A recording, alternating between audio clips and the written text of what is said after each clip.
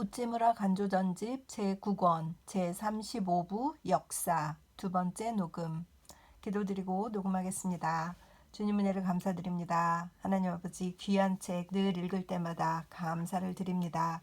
하나님 아버지, 오늘은 9권의 마지막 부분을 읽으려고 이렇게 자리에 앉았습니다. 9권을 시작할 때가 엊그제 같은데 벌써 마지막 부분을 읽는다 생각하니 감동이 넘치고 감회가 새롭고 감사가 몰려옵니다. 하나님, 어, 잘 읽을 수 있도록 함께하여 주시는 예를 감사드립니다. 중간에 몸이 좀 아팠고 목소리가 안 나오는 어려움이 있었으나 하나님께서 다 잘 회복시켜 주시어서 책을 읽도록 하여 주시옵시고, 책을 끝까지 읽을 수 있도록 재촉해 주시옵시고 채찍질 해주셨습니다. 감사를 드립니다. 마지막 부분 잘 읽고 은혜 받을 수 있게 하여 주시옵소서. 감사드리며 고마우신 우리 주 그리스도 예수님 이름 받들어 기도드립니다. 아멘. 감동이 몰려옵니다. 9권의 마지막 부분. 9권은 제가 30분에서 40분 사이로 맞추어야겠다 이렇게 생각을 했는데도 잘 안 된 부분도 있고 하긴 한데 녹음을 48개 하니까 이게 딱 알맞게 이렇게 조절이 되었어요. 그래서 그것도 참 감사를 드리고, 책을 읽다 보니까 어느 정도를 읽으면 몇 분쯤 하겠구나 이런 요령도 생기고 해서 큰 무리 없이 여기까지 이렇게 오는 것 같습니다. 마지막 부분 읽겠습니다. 역사와 예언. 역사를 만드는 이는 정치가와 군인이라고 사람들은 말한다. 그러나 그것은 큰 잘못이다. 정치가와 군인은 인간 세상의 표면에 물결을 일으킬 따름이다. 그러나 그 밑바닥에 흐르는 것은 하나님께서 예언자들에게 나타내 보여주신 거룩한 뜻이다. 느부갓네살, 알렉산더, 시저, 나폴레옹, 독일 황제 빌헬름 2세, 클레망소, 윌슨 대통령, 이들은 모두 표면에 물결을 일으켰던 사람들에 불과하다. 그들은 다만 뒤에 남긴 푯말을 보아서만 기억에 남을 따름이다. 사람들은 그들을 거물이라고 부른다. 그러나 하나님은 그들을 코로 숨쉬는 자라고 하신다. 의회가 아무리 강대해도 법률을 만들 수는 없다. 그리고 그들이 만들었다고 하는 법률이란 대개의 경우 부정하고 부끄러울 이만큼 제멋대로 만든 하나님의 거룩한 율법과는 정반대인 것들이다. 그러므로 우리는 의회의 결의에 그렇게 신경을 쓸 필요가 없다. 다만 성서가 보여주는 대로 예언의 확실한 말씀에 정신을 집중시켜야 한다. 베드로후서 1장 19절. 1924년 10월 성서지 연구. 가을의 준비. 가을이 왔다. 무엇을 할까? 엽총을 사서 무자비한 귀족들과 함께 죄 없는 참새를 잡아 죽일까? 아니다. 아니다. 귀족이 하는 것은 아무것도 따라해서는 안 된다. 더욱이 자연은 보존해야지 해쳐서는 안 된다. 백성들의 고혈을 빨아먹는 귀족은 거룩한 자연의 조화를 깨뜨리고 죄악 위에 또 다른 죄악을 범해도 좋을지 모르지만 두 팔밖에 의지할 것 없는 우리 평민들은 비둘기나 참새에도 깊은 동정을 나타내는 사람들이기 때문에 어떤 경우에도 그런 짓을 해서는 안 된다. 죄 없는 참새를 죽여서는 안 된다. 그러면 우리는 무엇을 할까? 소풍을 가볼까? 자전거를 타고 멀리 떠나볼까? 근교에 있는 화원에 가서 꽃을 즐겨볼까? 그렇지 않으면 낙엽 밑에 돋아난 용담을 캘까? 그렇다. 아무 것을 해도 좋다. 그러나 귀족의 흉내를 내어 죄 없는 백성의 노동의 대가로 먹고 입거나 죄 없는 숲속의 새를 죽이지만 않으면 된다. 가을의 즐거움은 얼마든지 있다. 가을은 귀족들만의 것이 아니다. 가을은 또한 평민과 새들의 것이기도 하다. 그러나 더 좋은 일이 있다. 그것은 책을 읽는 일이다. 이제부터는 등불이 우리들의 가장 좋은 벗이다. 그러나 소설은 읽지 말아야지. 가을은 1년에 한 번밖에 안 온다. 이것을 소설 탐독으로 소비해버리면 우리는 하나님과 사람에게 죄송스럽다. 또 사회개혁가의 시론도 읽지 말아야지. 가을은 조용한 철이므로 두뇌를 뒤흔들어 놓는 불평가의 논문에는 눈을 돌리지 말아야지. 그럼 무엇을 읽을까? 아, 역사를 읽자. 대역사가가 쓴 역사를 읽자. 인류 발전의 원리를 연구하자. 세계 발전에 나타난 하나님의 뜻을 찾아보자. 즉, 철학적으로 역사를 연구하자. 그리하여 요즘 정치가들의 경륜책이라는 것 따위에 속는 일이 없도록 해야겠다. 동양식 충군 애국주의라는 것은 국가를 멸망시키는 것임을 한층 깊이 깨닫자. 우리는 가을 한철만이라도 깊이 있는 조용한 역사가가 되어보자. 1901년 9월 만조보. 역사를 읽고 느낀 것. 로마인과 그리스인. 로마인은 권력을 귀하게 여겼고 그리스인은 자유를 존중했다. 로마인은 통일을 좋아했고 그리스인은 독립을 원했다. 로마인은 규율을 사랑했고 그리스인은 방종의 매력을 느꼈다. 로마인은 교회를 세웠고 그리스인은 이것을 파괴했다. 압제는 언제나 로마인들을 본떠서 나타났고 자유는 언제나 그리스인에게서 배워서 일어났다. 로마는 보수요, 그리스는 진보다. 로마는 관료적이요, 그리스는 평민적이다. 로마는 독단적이요, 그리스는 비평적이다. 로마는 노인적이요, 그리스는 청년적이다. 각 사람은 자기가 원하는 쪽을 선택하면 된다. 나는 에라스무스, 멜란히톤 및 그 밖의 모든 혁신가들과 함께 젊고 자유로운 그리스 편에 가담하는 사람이다. 두 민족의 신. 로마인은 말했다. 하나님은 우주 위에 존재하시면서 그 대권으로 만물을 통할하신다고. 그리스인은 말했다. 하나님은 우주 안에 계셔서 그 대능으로 만물을 이루어 가고 계시다고. 전자가 본 하나님은 군주다. 후자가 본 하나님은 친구다. 전자는 하나님을 회당 안으로 모셔들었고 후자는 하나님을 마음속으로 깨달았다. 로마인은 그리스인의 이단을 용서할 수 없었다. 그리스인도 역시 로마인의 허례, 허식, 책략, 보수를 견디어내지 못했다. 기독교회의 기원. 기독교를 로마화한 것, 이것을 기독교회라 한다. 그 대감독은 집정관, 즉 카운슬이다. 소감독은 식민지 총독, 프로카운슬이다. 그 집사, 장로는 관리다. 그 신도는 민중이다. 그 하나님은 제왕이고 그 그리스도는 태자다. 그 규율은 법조문이다. 그 신앙은 칙령이다. 로마 제도를 그대로 기독교에 적용해서 나온 곳이 기독교회다. 교회의 기원을 찾아내기는 어렵지 않다. 정통과 이단. 종교가 정권의 보호를 받으면 정통이 된다. 러시아 정부의 보호를 받아 그리스 교회는 정교회가 되었고 영국 정부의 보호를 받아 감독교회는 성공회가 되었다. 진리가 사람에게 기대어 서지 않고 홀로 설 때 세상은 이를 이단이라 부르고 제왕의 보호를 받고 있을 때 사람들은 이를 정통이라고 이름 붙인다. 사곡한 이 세상에서는 사물의 이름이 모조리 거꾸로 되어 있다. 행복한 것은 이 세상에서 이단으로 지목받아 정통의 미움을 받는 일이다. 너무 멋있습니다.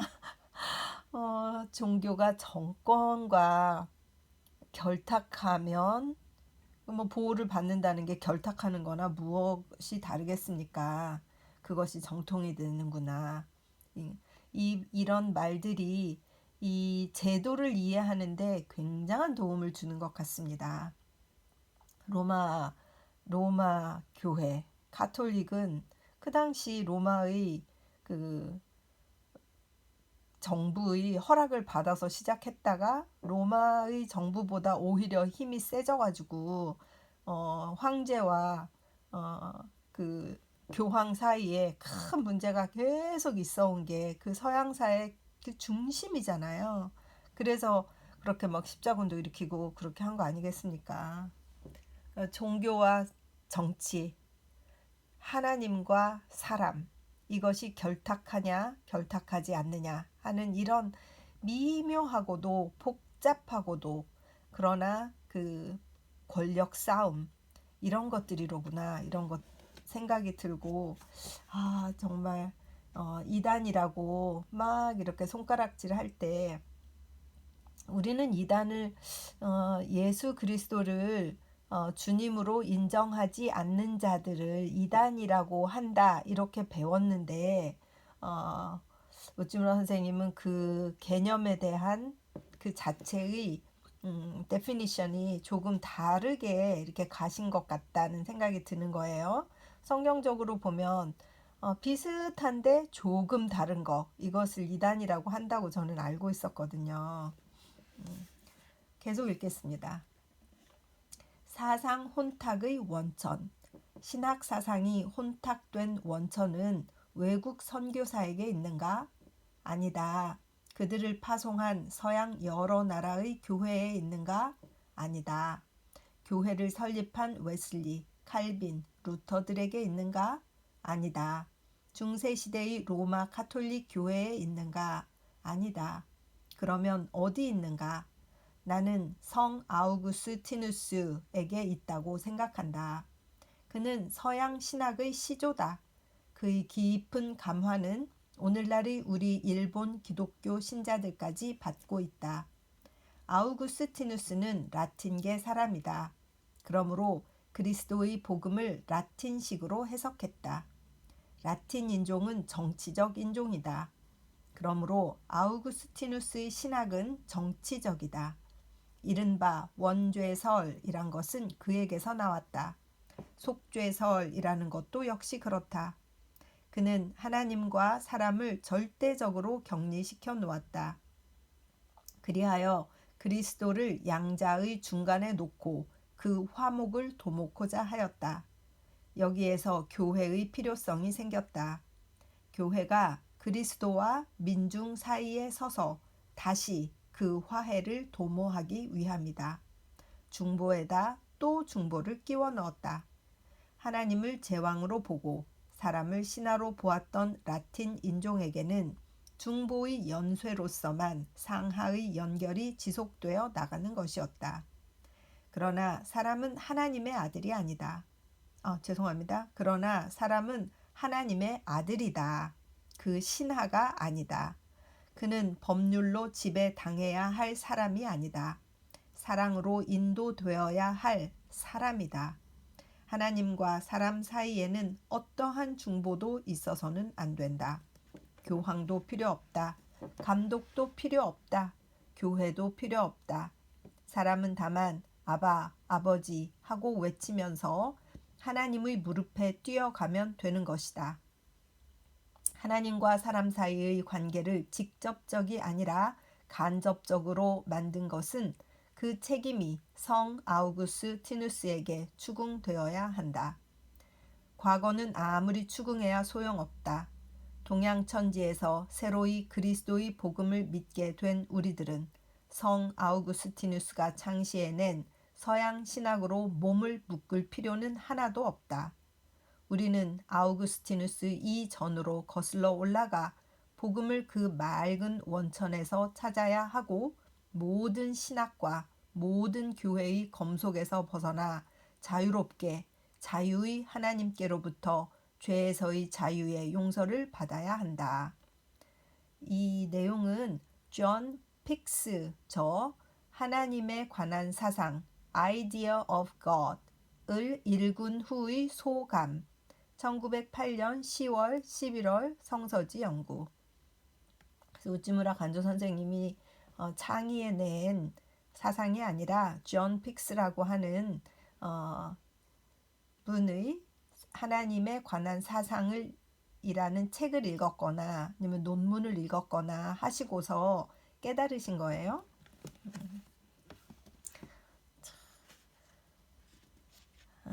우리들은 무엇을 믿고 있나, 나는 무엇을 믿고 있나, 이런 것을 다시 한번 생각하게 만드시고, 당연히 우리는 사형리, 이래서 하나님과 사람 사이의 중보이신 예수 그리스도, 그래서 예수 그리스도를 통해서만 하나님께 간다고 하는 그 이론은 알고 있었지만, 거기 살짝 그렇기 때문에 교회를 나가야 한다라는 것이 숨어 있는 것을 몰랐던 거예요. 깨닫지 못했던 거고, 교회에 가는 그 행위, 교회에서 신앙을 키워가는 그 행위가 없이는 그리스도를 통해서 하나님께 갈 수 없을 것 같다는 생각을 가지고 있었던 것 같아요. 그래서 당연히 교회를 나가서 거기서 예수님을 소개받고 예수님을 통해서 하나님께로 간다, 이렇게 알고 있었는데 그것이 아니다. 왜냐하면 이 존 픽스도 그렇고 우찌무라 선생님이 늘 주장하는 사상도 예수 그리스도가 하나님이니까, 바로 그분이니까, 이제는 하나님이 인간이 돼서 오셨으니까 우리에게 그분을 영접하기만 하면 된다. 거기에 교회라고 하는 장소나 어떤 교회 생활이라든가 이런 제도가 우리를 하나님과 갈라놓으면 그것도 안 되는 것이로구나. 그런 거를 여기서 깨닫게 되는 것 같습니다. 어젠가요? 어떤 유튜브에 있는 뉴스인지 뉴스였던 것 같아요. 그래서 요즘에 사람들, 크리스찬들 중에 약 20% 정도가 교회의 환멸을 느끼고 교회에 나가지 않는다. 그래서 그런 사람들을 가나안 성도라고 부른다는 거예요. 그래서 가나안 성도 이렇게, 그래서 가나안 성도가 뭐지? 이렇게 하고 그래서 교회에 나가지 않는 가나안 성도들 이렇게 제목이 있길래 클릭을 해서 보았는데, 그것은 교회를 나가지 않는 안 나가는 성도를 거꾸로 가나안 성도라고 한다는 거예요. 그래서 거기에 그 가나안 성도라고 스스로를 부르는 어떤 목사님들, 그래서 그 목사님들은 교회의 사례를 받지 않고 자기들이 노동 현장에서 어떤 일을 해서 자기들이 자비량 하는 거죠. 그래서 그런 교회에 얽매이지 않고 그러나 복음은 꼭 전한다, 이런 아주 진실하고 아주 깨어 있으신 그 목사님들에 대한 인터뷰가 있어서 굉장히 이렇게 감동적으로 그것을 보게 되었어요. 그래서 제가 댓글을 하나 달았습니다. 우찌무라 간조를 드디어 우리도 다시 생각해야 될 때가 온 것 같다. 100년 전에 이분이 교회에 대해서 반감을 가졌던 이유가 저런 것들인데, 이제 100년이 지난 후에 한국에서 저런 일이 있구나 라고 이제 이렇게 다시 우찌무라 간조에 대해서 이 무교회주의가 왜 시작이 되었나, 이런 것들을 좀 관심을 가져주세요, 이렇게 댓글을 하나 달았어요. 또 제가 늘 말씀드리는, 제가 사랑하는 자매님이 이제 성경 모임에서 이제 제자 모임 이런 거 하시면서 이제 유서 쓰기 이런 거를 한번 실천하자, 그래서 하시면서 본인은 아드님한테 네가 바른 신앙인이 되어서 이제 교회도 잘 나가고 그랬으면 좋겠다, 이런 것들을 이제 썼다는 거예요. 그래서 이제 아들한테 보냈는데 아드님이 이제 그것을 이제 받아서 읽으시고, 이게 뭡니까? 어머니 뭐예요? 이렇게 이제 전화가 와서 그런 거 한번 써본 거야. 그런데 엄마는 네가 그렇게 살았으면 좋겠어라고 이제 얘기를 했더니, 어머니 지금 한국에서 이 기독교인이라는 사람들이 받는 평이 정말 어떤 건지 보신다면 그런 얘기를 하실 수 없을 겁니다. 이렇게 얘기를 하더라는 거예요. 그래서 그 아드님이 교회를 가려고 해도 이 마음이 내키시지 않는 거예요. 이 기독교인들에 대한 사람들의 손가락질, 교회에 대한 그 비웃음 이런 것을 보면서 나는 그렇게까지 하고 싶지 않은데요. 이렇게 반응을 하신 거예요. 근데 거기도 가나안 성도인 것이죠. 크리스찬이에요. 거기도 아주 적극적으로 활동을 하시는 건 아니지만 크리스찬인 게 분명한데 교회에 나가는 것에 대한 반감이 너무 큰 거예요. 그래서 제가 우찌무라 간조 선생님 책을 먼저 읽고 또 성서를 읽고 자기 나름의 길을 찾아야 될 것 같은 생각이 듭니다. 이랬더니 그렇다, 그런 것 같다. 뉴질랜드만 해도 교회들이 그래도 순수하려고 되게 애를 쓰는데 한국은 그렇지 않은 것 같다. 그래서 우리가 둘이서 좀 이렇게 걱정하는 그런 교제를 했었습니다. 그래서 가나안 성도라는 어떤 참 웃지 못할 그런 명칭을 가지고, 그러나 그 본질은 우찌무라 간조의 무교회 이것과 똑같은 것이죠. 똑같다고 보았어요. 그래서 이 우찌무라 간조 선생님 책을 읽는 것에 더욱더 제가 자부심을 느끼게 되었고 더 감사하고 확실한 이해가 되고 이런 것들이 아주 저에게는 기쁨이 되었습니다. 계속 읽겠습니다.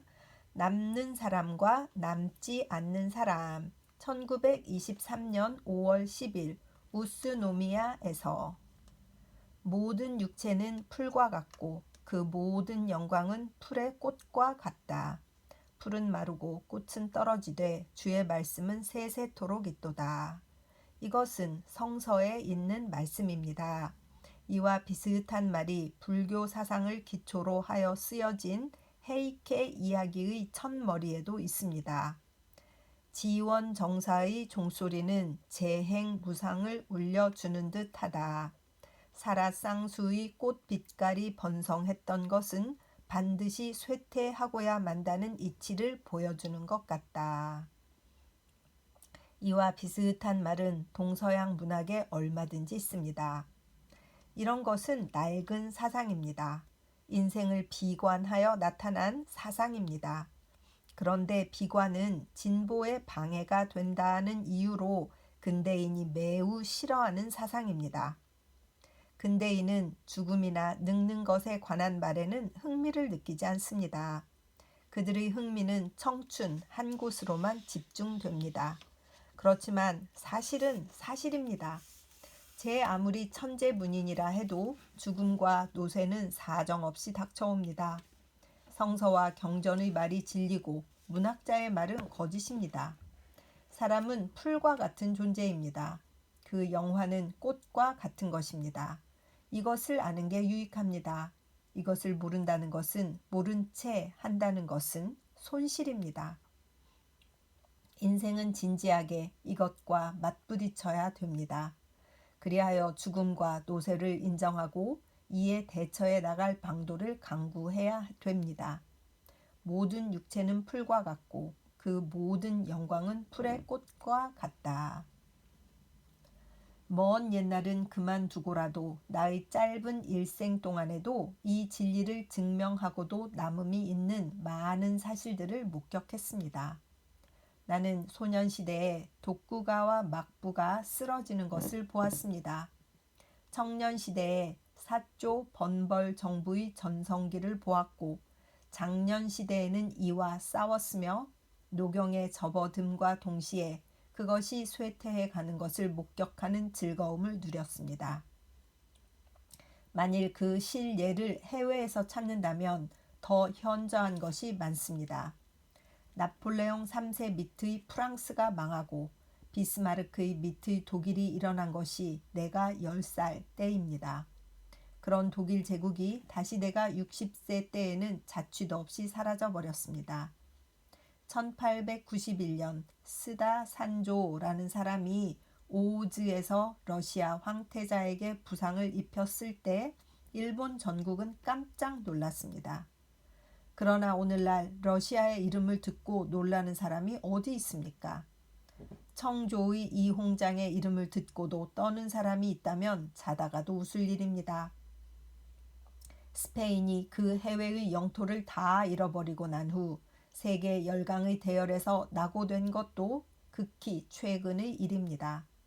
내가 지리학을 배우던 무렵에는 터키가 발칸 반도를 모두 지배했고 그 밖에 이집트, 키프로스, 트리폴리 등이 모두 그 영토였기 때문에 세계에서 제4위의 세력을 차지하고 있었던 것입니다. 그러던 것이 차츰 줄어들어서 지금은 소아시아의 앙고라에 그 정부를 두고 있는 형편입니다. 이 밖에도 열거하면 한이 없습니다. 모든 육체는 풀과 같고 그 모든 영광은 풀의 꽃과 같습니다. 대국가도 대제국도 떨어질 때가 되면 꽃잎처럼 떨어지고 맙니다. 참으로 덧없고 서글픈 것입니다. 국가도 그런데 하물며 개인이겠습니까? 100년 전 오사카의 부자들이 서열을 보면 스미모토 같은 것은 10위 이하였고 그 위에 있던 것이 지금도 번창하고 있는 것은 한 집도 없다고 합니다. 이 우스노미아에서도 마찬가지겠지요. 과거 20년 안에 30만, 50만씩 가졌던 재산가들이 쓰러지는 것을 나 자신이 여럿 보았습니다. 재작년 세모까지 100만이란 재산을 가지고 있던 사람이 금년에 빈털터리가 되어 버린 사람도 나는 알고 있습니다. 은행의 파산도 결코 드문 일이 아닙니다. 적선은행, 보덕은행, 시곡구 은행들이 우리가 보는 앞에서 하나씩 쓰러져 가고 있습니다. 지금부터 100년 후에도 미쓰이, 미쓰비시, 야스다 같은 은행이 오늘날의 자리를 그대로 유지하고 있을는지 극히 의심스럽습니다. 그리고 변하는 것은 국가와 개인뿐만이 아닙니다. 사상도 역시 자꾸 변해가고 있습니다. 일찍이 프랑스의 선교사 리교르가 말했습니다. 일본만큼 사상이 잘 변하는 나라가 없다. 같은 사상가조차 몇 년 못 가서 몇 번이나 그 학설을 바꾼다. 우선 문학박사 모씨 같은 분은 10년 동안에 12번 학설을 바꾸었다. 이것은 리교르의 관찰입니다. 충군 애국이 고조되었던 것은 지금부터 겨우 30년 전이었습니다. 그러나 지금은 신문 잡지에서 그 문자조차도 사라져 버렸습니다. 나는 도쿄에서 많은 학생들과 접촉하는 사람이기 때문에 잘 알지만 그들 속에 없는 것이 애국심입니다. 지금은 애국이란 말을 하는 것조차 바보처럼 느껴집니다. 기독교와 사회주의가 혼동되어 국적 취급을 당한 것은 극히 최근의 일입니다. 데모크라시라고 하면 아무런 해가 없는 것처럼 느끼지만 조금이라도 영어를 아는 사람은 데모크라시는 훨씬 과격한 말이라는 것을 알고 있습니다. 그런데 지금은 어떤가 하면 지금은 데모크라시를 훨씬 넘어서서 비도덕, 비법률조차 아무렇지도 않게 외쳐지고 있습니다. 이다지도 변할 수 있을까 싶습니다. 바야흐로 문단은 종교와 연애 이야기로 한창입니다. 내년에는 또 어떻게 변할는지 모릅니다. 그 밖에 신문, 잡지, 저서의 유행, 성쇠에 관해서 다 말씀할 겨를이 없습니다. 나팔꽃이 아침에 피었다가 저녁에 시들어 버리는 것과 다름없습니다. 그렇다면 만사, 만물은 모조리 변해버리는 것일까요? 이 문제에 대하여 불교와 기독교 사이에는 큰 차이가 있습니다. 재행무상이라고 불교는 가르치고 있습니다. 하나님의 말씀은 세세토록 있다고 기독교는 주장합니다. 변하지 아니하는 사물은 하나도 없고 바뀌지 아니하는 학설은 하나도 없으나 오직 하나 세상과 더불어 변해가지 않는 것이 있습니다. 그것은 하나님의 말씀입니다. 또는 우주의 진리라고 말해도 좋을는지 모르겠습니다. 그러나 막연한 진리는 아닙니다. 구체적인 한 권의 책입니다. 곧 내가 손에 들고 있는 이 책입니다. 이것은 영원히 변치 않는다는 것입니다. 그럴 리가 없다고 여러분은 말할 것입니다. 그러나 그것이 사실인 걸 어떻게 합니까? 이것은 낡은 책입니다. 그중 일부분은 지금으로부터 4,000년 전에 쓰여졌습니다. 그중 가장 가까운 부분도 지금으로부터 1800년 전에 쓰여진 것입니다. 그것이 오늘날에도 거의 원저자의 손에서 나온 그대로 남아 있습니다. 그리고 단순히 헌 책으로만 남아 있는 것이 아니라 700여 개 국어로 번역되어 사람들에게 가장 많이 읽히는 책으로 남아 있습니다. 이 책을 공격했던 책은 모조리 사라져 버렸습니다. 그러나 성서만은 남아 있습니다. 서양에서나 우리나라에서나 다 마찬가지입니다. 1868년 가와즈라는 그 당시의 서양 학자가 이 책을 몹시 공격했습니다. 그러나 공격에 사용되었던 저서의 이름조차 잊혀져 버렸고 극소수의 사람만이 그의 이름을 기억하고 있습니다. 그 후 도쿄 제국대학 총장이며 문학 박사인 가토 남자기, 그가 지닌 큰 권위를 가지고 역시 성서를 공격했습니다. 아마 그 당시 대부분의 일본인들은 생각했을 것입니다. 이제야말로 일본에서 기독교가 분쇄되고 성서는 영원히 매장되어 버리고 말 것이라고. 그러나 사실은 어떠했습니까? 가토 박사가 성서를 공격하기 위해서 썼던 일본의 국채와 기독교라는 책은 어디서 찾아볼 수 있습니까? 도쿄의 헌책방을 아무리 뒤져보아도 단 한 권도 찾아보기 어렵습니다. 그러나 성서는 어떻습니까? 도쿄에는 미국 성서공회가 있고 고우베에는 영국 성서공회가 있어서 아무리 찍어내어도 일본인의 수요를 메울 수가 없을 지경입니다. 그뿐 아니라 박사의 손자 가운데조차 열성적인 성서 연구자가 있다는 말을 들었습니다. 가토 박사는 메이지 시대의 일본의 위대한 학자였습니다만 그의 성서 공격만은 큰 실패로 끝났습니다. 최근 또다시 홋카이도 대학의 곤충학 교수인 이학 박사 마스무라라는 사람이 가토 박사와 같은 논법으로 성서를 공격했습니다. 가토 박사가 쓰러뜨릴 수 없었던 것을 마스무라 박사가 뒤집어 엎을 수 있을 것 같지는 않습니다. 우리는 조금도 박사의 공격의 결과에 대해서는 염려하지 않습니다. 마치 남체산의 대포알 서너 개쯤 맞아도 마치 남체산이 대포알 서너 개쯤 맞아도 끄떡도 않듯이 곤충학 박사의 공격 정도를 가지고는 성서는 끄떡도 않습니다. 아무튼 마스무라 박사의 논문은 벌써 잊혀졌고 다른 문제가 일본인의 두뇌를 차지하고 있습니다. 그 밖의 모든 것이 이와 비슷합니다. 하나님의 말씀은 흔들리지 않습니다. 그와 동시에 이 말씀을 의지하는 사람도 영원히 흔들리지 않습니다. 아멘.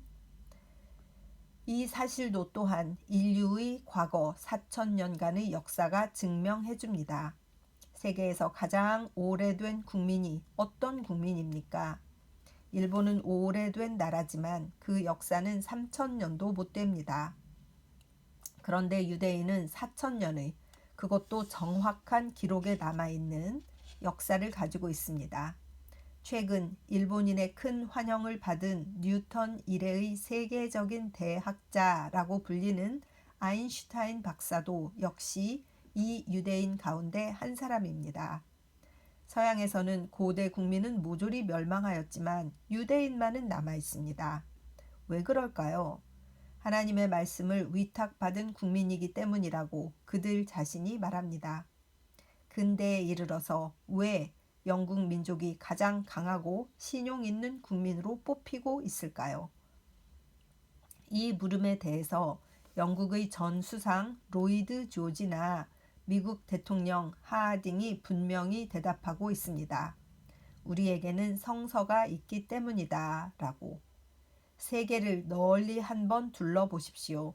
성서가 가장 많이 읽혀지는 나라가 가장 튼튼한 나라입니다. 국가도 그렇고 개인도 역시 그렇습니다.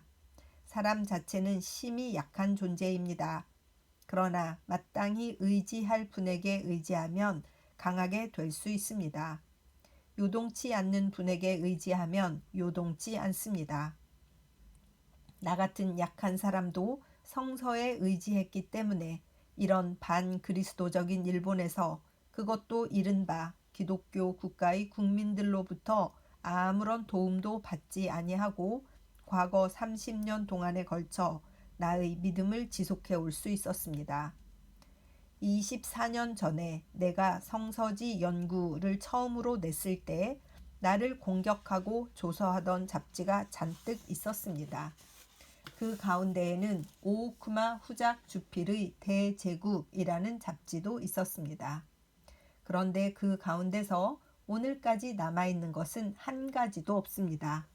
다 없어져 버렸습니다. 그러나 성서지 연구만은 아직 살아 있습니다. 무엇으로 인해서 그렇게 되었을까요? 기초를 반석 위에 두었기 때문입니다. 나는 움직이지 않는 하나님의 말씀인 성서에 의지했기 때문에 오늘까지 요동치 않고 남아있게 된 것입니다. 여러분도 또한 변화무쌍한 이 세상에서 요동치 않으려면 이 성서에 의지하는 것 밖에는 달리 길이 없으리라고 믿습니다. 1923년 6월 성서지 연구. 감동. 자, 여기까지 해서 오늘 마지막 9권의 마지막 부분을 다 마쳤습니다. 더 구구이 의견을 달 필요도 없이 정말 영원하신 하나님의 말씀, 그것을 지키려고 평생 노력하신 우찌무라 간조. 100년이 지난 후에 지금 저희 풀린 말씀방에서 이 책을 읽으면서 감동하는 저, 그리고 제가 읽는 리딩을 들으면서 동의하시는 저희 형제 자매님들, 우리가 있어서 그래도 말이 안 된다. 성서가 있어서 우리도 또 이 영원한 하나님의 말씀에 작은 세류가 되어서 그 본류에 합류하기 위해서 달려가는 한 주님의 백성이 아닌가, 이런 감동이 몰려옵니다. 같이 기도드리고 9권 리딩을 마치겠습니다. 주님의 은혜를 진심으로 감사드립니다. 그렇습니다. 하나님, 영원히 없어지지 않을 하나님의 말씀, 그 말씀을 손에 들고 있는 자 얼마나 축복인가, 이런 생각이 듭니다.